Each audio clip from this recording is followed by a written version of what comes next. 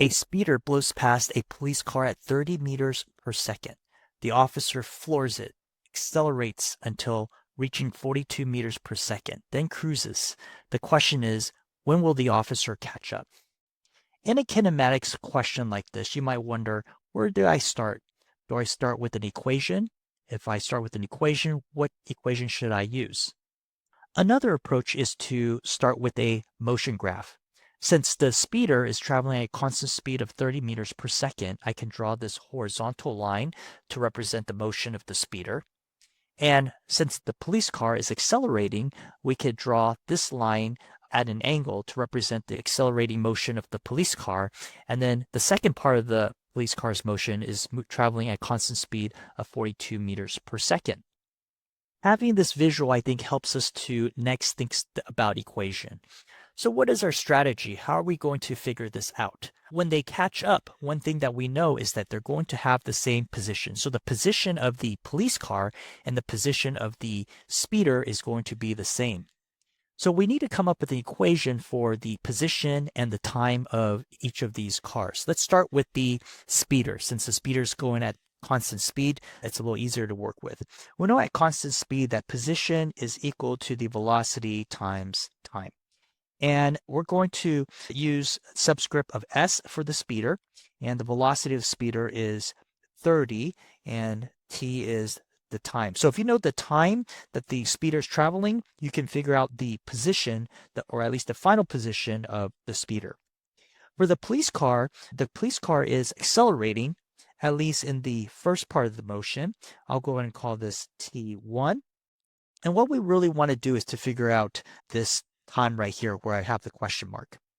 To come up with an equation for the police car, let's start with a variables chart.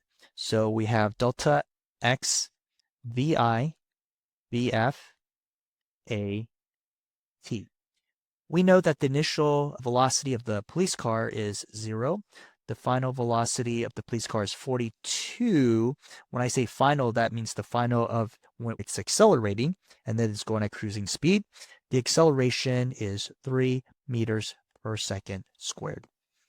Next, we're going to solve for delta x. That will tell us how far it traveled in that first part of the motion, and then also the time, how long it was accelerating for. That's going to be helpful later on to come up with an equation that's good for accounting for the police car's motion, both the first part and the second part. So we're going to start with the time. How long is it accelerating for?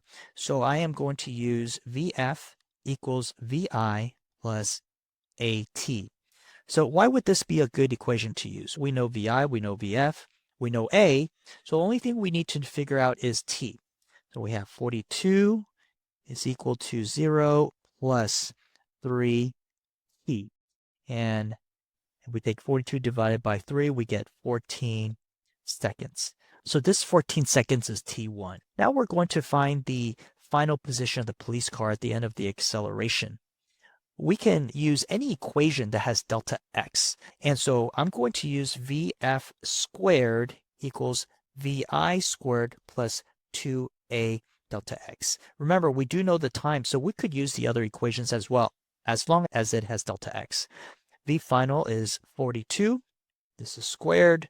This is 0 plus 2 times 3. That's the acceleration times delta x. Initial is 0, so we're just looking for the final position here. If we solve for x, we get 294 meters. Now we're going to try to combine the equation of the police car and the speeder. We know that the position of the speeder needs to equal the position of the police car, and the equation for the speeder is 30 times t. The equation for the police car is going to be 294, that's during the time of acceleration, plus the time it's cruising. So when it's cruising, we know that its speed is 42, and it's going to be t minus 14. Why am I subtracting 14? Because the first 14 seconds it was accelerating, and that change in position is accounted for already by the 294. Now, you might wonder, how do I know that the police car didn't catch up to the speeder during acceleration? We could check that out real easily because it was accelerating for 14 seconds, and in 14 seconds, it traveled 294 meters. But the speeder in 14 seconds, we could do a quick calculation, 30 times 14, we get 420. So this is clearly greater than 294. So the police car was not able to catch up to the speeder while it was accelerating. Now we're going to do some algebra here. So 30t is equal to 294 plus 42t minus 588. Combining some like terms, we can solve for t, and we get that t is equal to 24.5 seconds. If you found this video helpful, check out my next kinematics video on projectile motion.